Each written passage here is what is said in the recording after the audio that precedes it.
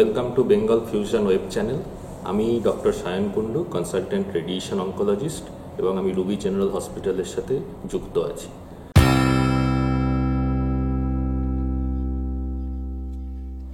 আজকের বিষয় oral cavity cancer বা মুখগহ্বরের ক্যান্সার। আমাদের দেশ ভারতবর্ষে বা আরও স্পেসিফিক্যালি বললে বাংলায় ওরাল ক্যাভিটি ক্যান্সার এখন 1 নম্বর ক্যান্সার হিসেবে দেখা দেয়, বিশেষত পুরুষদের ক্ষেত্রে। যারা বেশি ধূম্রপান করেন বা স্মোকিং করেন, তাছাড়াও যারা পান, গুটখা, যে কোনো রকমের পান মশলার নেশা আছে, তাদের মধ্যে এই মুখগহ্বরের ক্যান্সার সবথেকে বেশি প্রকটভাবে দেখা যায়।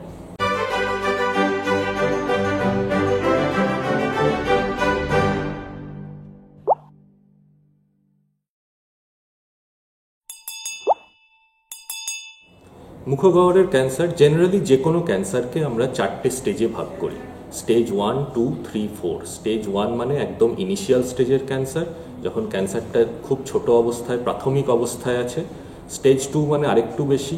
স্টেজ 3 মানে শুধু ওই জায়গাতেই নেই, তাছাড়াও আশেপাশের লিম্ফ নোডেও ক্যান্সারটা যখন ছড়িয়ে পড়ে। আর স্টেজ 4 হচ্ছে ওই জায়গা থেকেও যখন বডির অন্যান্য বা দেহের অন্যান্য জায়গায় রোগটা ছড়িয়ে পড়ে, তখন আমরা তাকে স্টেজ 4 বলি। যে কোনো ওরাল ক্যাভিটি ক্যান্সারের বা মুখগহ্বরের ক্যান্সারের স্টেজ 1, 2, 3তে প্রাথমিক চিকিৎসা হলো সার্জারি বা অপারেশন। অপারেশন বলতে শুধু সেই রোগটাকেই বার করা নয় বা রোগটাকেই কেটে বাদ দেওয়া নয়, তাছাড়াও আশেপাশে গলার যে লিম্ফ নোডগুলো আছে বা নেক নোডগুলো আছে, সেইগুলোকেও বাদ দিতে হয়। এটা হলো জেনারেলি আমরা প্রাথমিকভাবে এই সার্জারি করে এই ওরাল ক্যাভিটি ক্যান্সারের ট্রিটমেন্ট করা হয়ে থাকে। কিন্তু শুধু সার্জারি করেই এই রোগটি সম্পূর্ণভাবে নির্মূল করা সম্ভব নয়। যদিও সার্জারির পরে আর আমাদের দেহে গ্রস টিউমার অবশিষ্ট থাকে না, কিন্তু কিছু মাইক্রোস্কোপিক টিউমার সেল আমাদের দেহে বা মুখগহ্বরের মধ্যে থেকে যায়, যেগুলো আমরা কোনোভাবেই ডিটেক্ট করতে পারি না। সেই জন্য অপারেশন বা সার্জারির পরেও আমাদের কিছু ট্রিটমেন্ট করতে হয়। তার মধ্যে মূলত হচ্ছে রেডিয়েশন বা রে দিয়ে চিকিৎসা করা, যেটা আমরা সাধারণ ভাষায় জানি রেডিয়েশন দেওয়া, এবং তার সাথে সাথে মাঝে মধ্যে কেমোরও প্রয়োজন পড়ে। তবে সব ক্ষেত্রে যে রেডিয়েশন লাগে মুখগহ্বরের সার্জারির, ওরাল ক্যাভিটির সার্জারির পরে, তা কিন্তু নয়। কিছু স্পেসিফিক ক্ষেত্রে তারপরে আমরা বায়োপসি রিপোর্টটা আমরা সবাই দেখতে চাই, এবং সেই বায়োপসি রিপোর্টে যদি দেখা যায় যে রোগটা ইনিশিয়ালি প্রথম থেকেই একটু উচ্চ পর্যায়ের আছে, বা যেটাকে আমরা T3 বা T4 স্টেজে বলি, বা মুখের যে হাড় আছে, আমাদের যে চোয়ালের হাড় আছে, সেখানে রোগটা ভেতরে ঢুকে গেছে, বা আমরা যে কাটা হয়েছে তার যে মার্জিন, তার যে সার্জিক্যাল মার্জিন, সেইগুলো যদি পজিটিভ থাকে, বা যদি আমাদের গলার নেক নোডে রোগটা ছড়িয়ে গিয়ে থাকে, এবং যদি টিউমারের যে ডেপথ বা টিউমারের যে গভীরতা, সেটা যদি 5 মিলিমিটার বা 0.5 সেন্টিমিটারের থেকে বেশি হয়, তবে সেক্ষেত্রে সার্জারির পরে অবশ্যই রেডিয়েশন করা উচিত। এছাড়াও রেডিয়েশন ছাড়াও এর সাথে মাঝে মধ্যে সপ্তাহে একটা ছোট ডোজে কেমোথেরাপিও করা হয়, বিশেষত 1টি বা 2টি ক্ষেত্রে, যদি আমাদের অপারেশনের পরে মার্জিন পজিটিভ থাকে, বা লিম্ফ নোড যে রোগটা প্রবেশ করেছে সেটা যদি লিম্ফ নোডের থেকে বেরিয়ে এক্সট্রানোডাল টিস্যুতেও যদি রোগটি ছড়িয়ে গিয়ে থাকে, এই 2টি ক্ষেত্রে রেডিয়েশনের সাথে সাথে সপ্তাহে একটা ছোট ডোজের কেমোথেরাপিও করা হয়। রেডিয়েশন মূলত আর কিছুই নয়, জেনারেলি হচ্ছে আমরা যেটা এক্সরে, আমরা যেমন বুকের এক্সরে করি, পায়ের এক্সরে করি, বা হাতের এক্সরে করি, রেডিয়েশনেও সেম আমরা এক্সরে দিয়েই চিকিৎসা করি। কিন্তু ওই বুকের এক্সরের সাথে এই রেডিয়েশনের তফাৎ হচ্ছে, বুকের এক্সরে বা পায়ের এক্সরে যখন করা হয়, সেটার তখন এক্সরের যে এনার্জিটা থাকে সেটা অনেক কম থাকে। আর যখন ট্রিটমেন্টের ক্ষেত্রে আমরা রেডিয়েশনের জন্য এক্সরে ইউজ করি, সেই এক্সরের এনার্জি অনেকটাই বেশি থাকে, যাতে ওরা বডির মধ্যে ঢুকে যে কোষগুলিকে আমরা মারতে চাই সেইগুলিকে মেরে ফেলতে পারে। তো বেসিক্যালি রেডিয়েশন একদমই একটা পেনলেস প্রসিডিওর। জেনারেলি ওরাল ক্যাভিটির ক্যান্সারে সার্জারির পরে আমরা 30টা সিটিং রেডিয়েশন দিয়ে থাকি। পৃথিবীর সর্বত্রই মোটামুটি সপ্তাহে 5 দিন করে রেডিয়েশন হয়ে থাকে, সোম থেকে শুক্র, শনি রবি বন্ধ থাকে। তো জেনারেলি একটা 6 সপ্তাহের কোর্স করা হয় রেডিয়েশনের জন্য, এবং তার সাথে যদি কারোর প্রয়োজন পড়ে তখন সপ্তাহে একটি করে কেমো দেওয়া হয়, ম্যাক্সিমাম 6টি কেমো দেওয়া হয়ে থাকে। রেডিয়েশন মুখগহ্বরের ক্যান্সারে বা ওরাল ক্যাভিটির ক্যান্সারে রেডিয়েশন দেওয়ার সময় কিছু পার্শ্ব প্রতিক্রিয়া হয়, যেগুলোকে আমরা কিছু পার্শ্ব প্রতিক্রিয়াকে আমরা অ্যাকিউট সাইড এফেক্ট বলি বা অ্যাকিউট পার্শ্ব প্রতিক্রিয়া, আর কিছু পার্শ্ব প্রতিক্রিয়াকে আমরা ক্রনিক সাইড এফেক্ট বলে থাকি।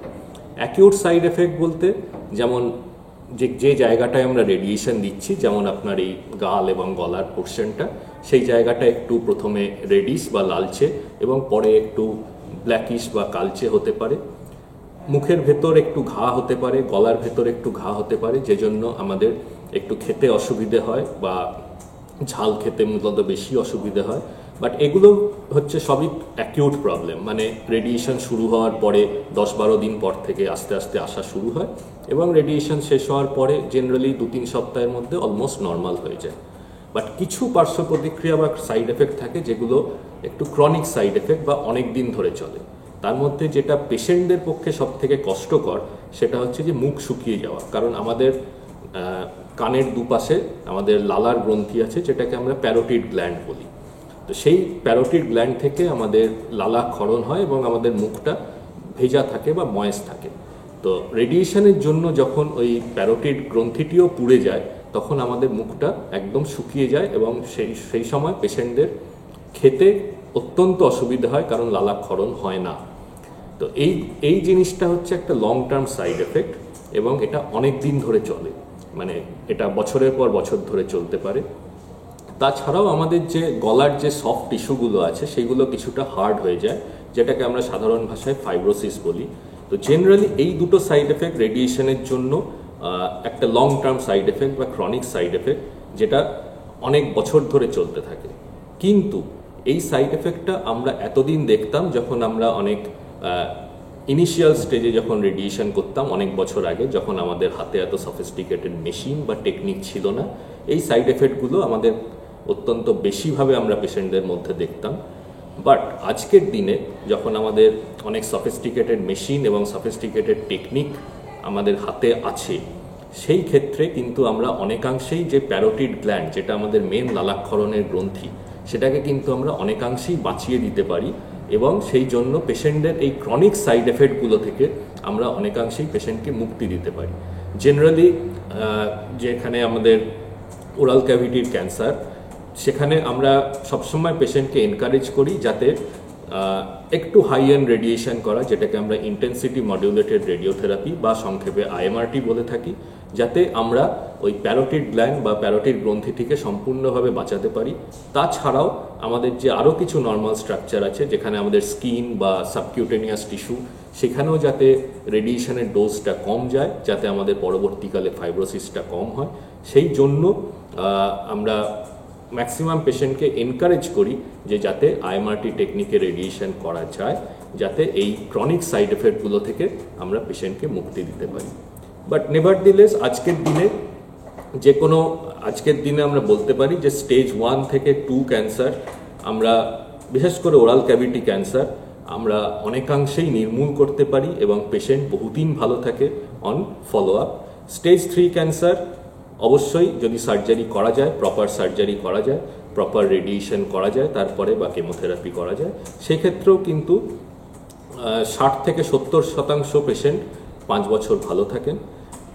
আর স্টেজ 4 ক্যান্সার বেসিক্যালি যখন রোগটা অন্য জায়গায় ছড়িয়ে গেছে, তো সেই সময় আমরা কখনোই বলি না যে আমরা পেশেন্টকে কিওর করতে পারবো, কিন্তু আমাদের হাতে আজকের দিনে এমন কিছু ওষুধ আছে বা সাপোর্টিভ কেয়ার দিয়ে আমরা পেশেন্টকে অনেক দিন সুস্থ জীবনযাপন করাতে পারি।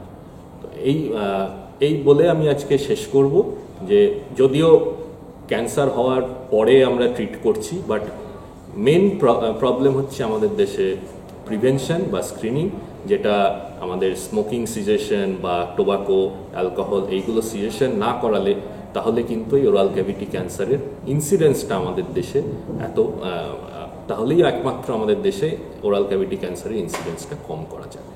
সবাই সুস্থ থাকবেন, ভালো থাকবেন। যদি আরও কিছু আপনাদের মনে প্রশ্ন থাকে বা জিজ্ঞাসা থাকে, আমাদের নিচে ইমেল আইডি এবং ফোন নাম্বার দেওয়া আছে, সেখানে দয়া করে কোয়েশ্চেন করুন, আমরা যথাসাধ্যভাবে উত্তর দেওয়ার চেষ্টা করব। ধন্যবাদ।